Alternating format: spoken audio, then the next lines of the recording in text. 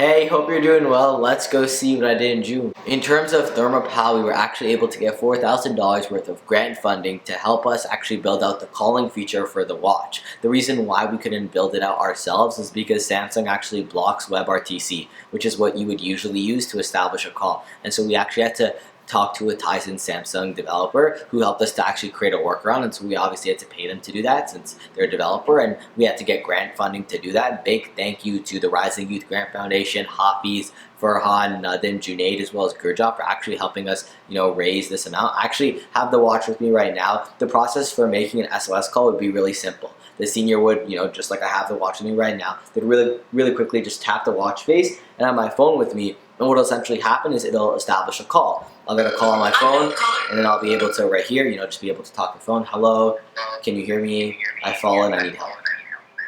Really simple. This essential feature could then be used for falls, so we could just program the same code to essentially start the code that happened when I tapped. We just essentially take that piece of code and automatically make it happen when someone falls or when someone has a heart-related incident. And as you guys saw in our last newsletter, we were able to get the heart rate as well as battery information from the watch as well. So that's where we're at with ThermoPal. We have another live demo coming up on July the 13th, so we're just preparing this watch for that and looking forward to talking to more homes about this amazing device. For the open defecation project, in terms of the kiln, which is the device that turns feces into charcoal, we had to get 2 extra cuts to the metal sheets, one on the top and one on the right hand side. You can see right here in this picture that those places are exactly where the chimney is attached to the cube, and that cube is where the carbonization happens, or essentially where the feces turns into charcoal, and we need the air to flow through, so we have to have holes in our metal sheets there. So we just sent those back to get cut. For the experiment in which we turn urine into ammonium sulfate, we actually sent out all the materials to the lab to get that done. You can see some of the apparatus here. They actually just finished up the experiment. What they're doing right now is they're just doing analysis to see what % of the end powder that was produced is actually ammonium sulfate. Ideally, we want 96% of the powder to be ammonium sulfate, since that's the concentration that buyers said they would want from us to actually buy this at the end of the day.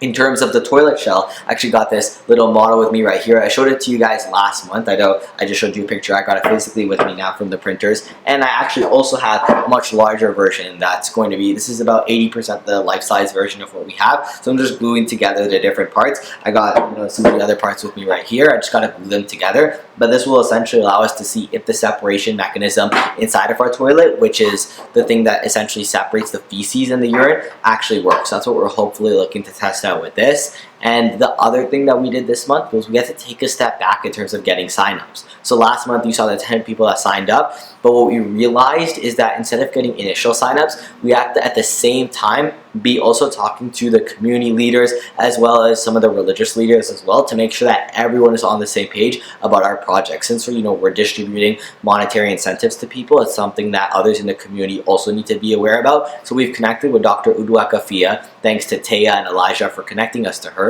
She essentially does contract with companies such as UNICEF to help them connect with religious leaders and community leaders. So she's also going to be doing this contract work for us to actually help us talk to people, get signups, as well as to also talk to the government leaders as well as others within the community to make sure that everyone is aligned on what's actually happening with the project, so that there's no mishaps. I'd rather be preventative about problems than reactive. For this next month, or for July actually, what we're really looking to do is get those 31 signups, talk to those leaders, finish up the kiln, get the results from the urine experiment, and actually be done the separation mechanism. So hopefully by the start of August, we can actually start implementing this within Nigeria once we have the communities, as well as once we have all of our prototypes done as well.